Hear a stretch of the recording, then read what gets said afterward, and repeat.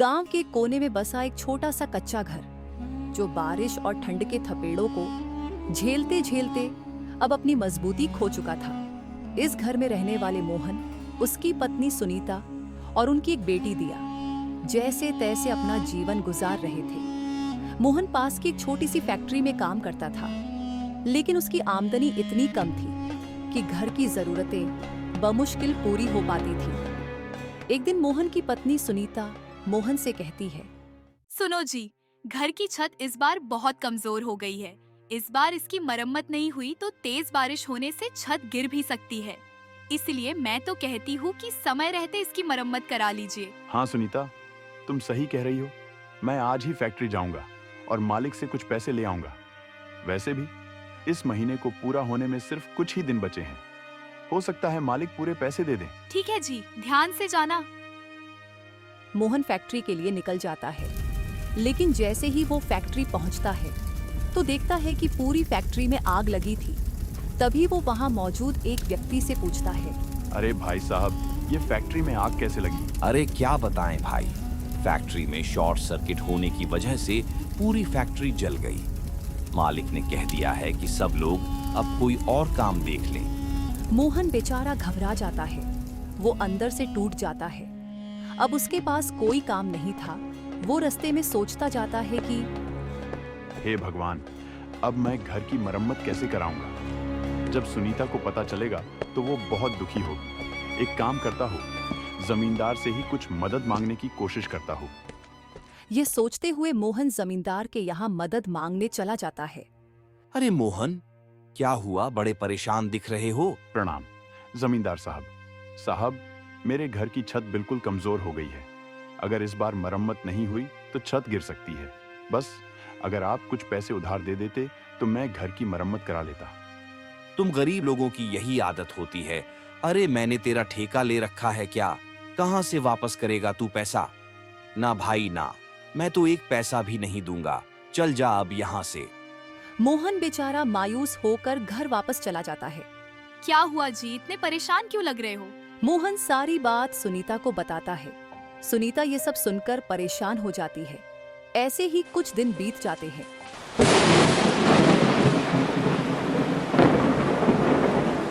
एक दिन अचानक तेज बारिश शुरू हो जाती है, जो लगातार 3 दिनों तक अपना कहर बरसती है। सारे गांव वाले ठंड और बारिश की मार झेल रहे थे। ठंड का मौसम इस बार काफी भयानक था और लगातार 3 दिनों से हो रही बारिश ने उनके जीवन को और मुश्किल बना दिया था। घर के अंदर छत से पानी टपक रहा था। दीवारें इतनी गीली हो चुकी थीं कि कभी भी गिरने का खतरा था। पूरा परिवार रात में एक ही जगह पर सिकुड़ कर बैठा था। फटे कंबल और पुराने कपड़े ठंड से बचाने में नाकाम थे। अजी सुनते हो, मुझे लगता है इस बार ठंड पहले से भी भयानक होने वाली है। पिछली बार बारिश कम होने की वजह से हमारा घर बच गया था, लेकिन इस बार तो बारिश ने भी अपना कहर बरसा रखा है। घर की दीवार भी बिल्कुल कमजोर हो गई है। मुझे तो बहुत डर लग रहा है। सुनीता, मैं क्या करूं? खेत में मजदूरी भी बंद है। बारिश ने सब कुछ डुबा दिया है। पैसे भी खत्म हो गए हैं। अचानक घर की एक दीवार धड़ाम से नीचे गिर जाती है। पूरा परिवार डर जाता है। हे भगवान! सुनीता, देखो, घर की दीवार गिर गई। हमें जल्दी से घर से बाहर जाना होगा। ये छत भी अब कभी भी गिर सकती है। चलो चलो, जल्दी चलो। सब के सब घर से बाहर निकले ही थे कि अचानक उनका पूरा घर तेज बारिश में धराशायी हो जाता है। हे भगवान, ये क्या हो गया? जिसका डर था वही हुआ। अरे शुक्र है भगवान का कि समय रहते हम घर से बाहर आ गए। कोई घर के अंदर नहीं था, नहीं तो न जाने आज क्या हो जाता। वो तो सही कहा जी आपने, लेकिन अब हम कहाँ रहेंगे? गर्मी का मौसम होता तो कहीं भी सड़क किनारे रह लेते, लेकिन ठंड और बारिश में अगर ज्यादा समय तक बाहर रहे तो हालत और खराब हो सकती है। हाँ सुनीता, अच्छा एक काम करते हैं, आसपास मदद मांगने की कोशिश करते हैं। कोई न कोई तो मदद कर ही देगा। बस आज रात रुकने की जगह मिल जाए, फिर कल सुबह तो कुछ न कुछ इंतजाम करना ही होगा।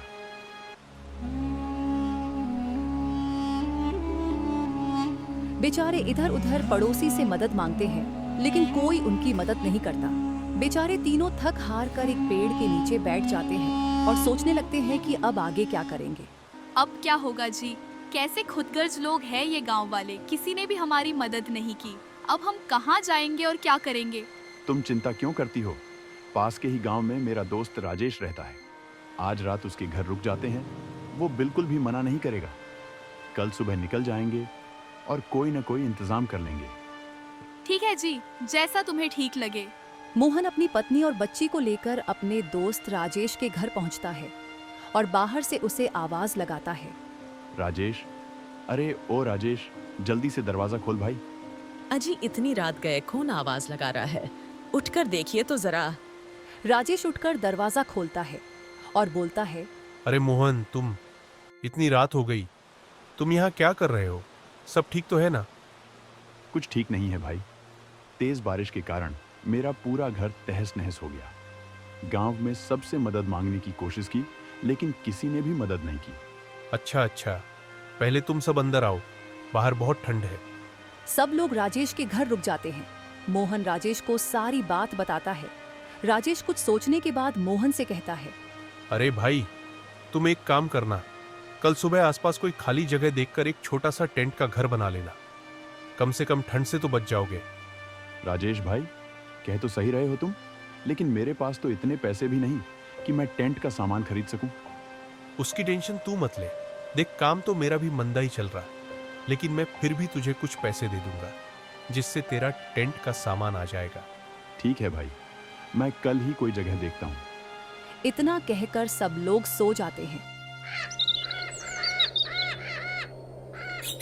बहुत बहुत धन्यवाद भाई तेरा। आज तू नहीं होता तो पता नहीं ये रात कैसे कटती। अच्छा, अब हम चलते हैं। हाँ, ये लो कुछ पैसे, और जल्दी कोई जगह देखकर एक रहने का ठिकाना बना लो। ठंड बहुत बढ़ रही है। मोहन और उसकी पत्नी अपनी बच्ची को लेकर एक रहने के लिए जगह तलाश करने चल देते हैं। रास्ते में उन्हें एक खाली जगह मिल जाती है। तभी सुनीता बोलती है, देखो जी, ये जगह मुझे सही लग रही है, क्यों ना हम यही अपना टेंट लगा ले। हाँ सुनीता, तुम दिया के साथ यही रुको, मैं सामान लाता हूँ। मोहन सामान खरीद कर लाता है और वहां एक छोटा सा टेंट का घर बना लेता है। बेचारा मोहन घर तो बना लेता है, लेकिन घर चलाने के लिए उन पर इतने पैसे नहीं थे, खाने को राशन नहीं था। अजी, हमने रहने के लिए ये जगह तो बना ली, लेकिन न तो घर में पैसे है और न ही राशन। ऐसे में घर कैसे चलेगा? ऊपर से ठंड भी इतनी ज्यादा है। आप एक काम करो, मेरे पास कुछ पैसे हैं, उन पैसों से कुछ ऊन और रजाई का सामान ले आना। मैं दिया के लिए स्वेटर और रजाई बना दूंगी, कम से कम ठंड से तो बचेंगे। मोहन दुकान से कुछ ऊन और रजाई बनाने का सामान लाता है। तभी सुनीता काम करना शुरू कर देती है। अच्छा सुनीता, तुम अपना काम करो, मैं इतना बाहर जाकर कोई काम देखता हूँ। मोहन बाहर काम ढूंढने चला जाता है। वो बहुत कोशिश करता है, लेकिन फिर भी उसे काम नहीं मिलता। बेचारा निराश होकर घर वापस चल देता है। तभी रास्ते में उसे राजेश मिलता है। अरे मोहन भाई, कैसे हो? घर बन गया था क्या? कोई काम मिला या नहीं अभी तक? नहीं भाई, पूरा दिन हो गया, लेकिन कोई काम नहीं मिला। पता नहीं अब क्या होगा हमारा। अरे तुम चिंता मत करो, भगवान सब ठीक करेंगे। अच्छा, मुझे अपने घर लेके चलो, जरा मैं भी तो देखूं घर कैसा बना है। हाँ हाँ, क्यों नहीं, चलो।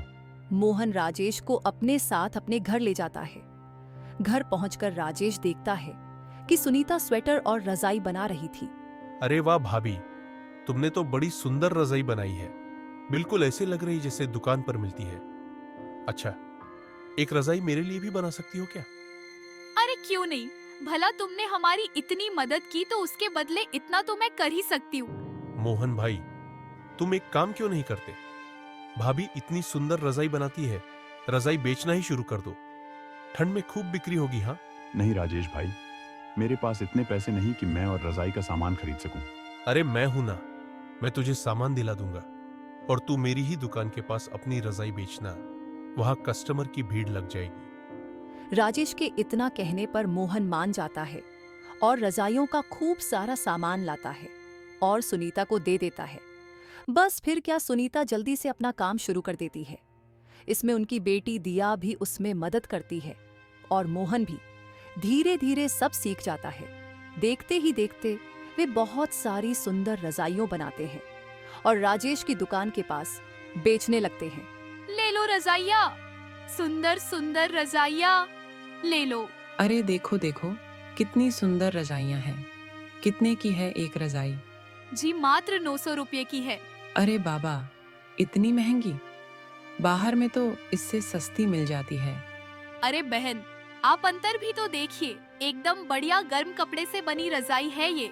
ले लो बहन, अब इतनी दूर मार्केट में कौन जाए जब घर के बाहर ही इतनी बढ़िया रजाइयाँ मिल रही हैं। हाँ ठीक है, जरा 2 रजाई हमें भी दे दो। जी अभी देती हूँ।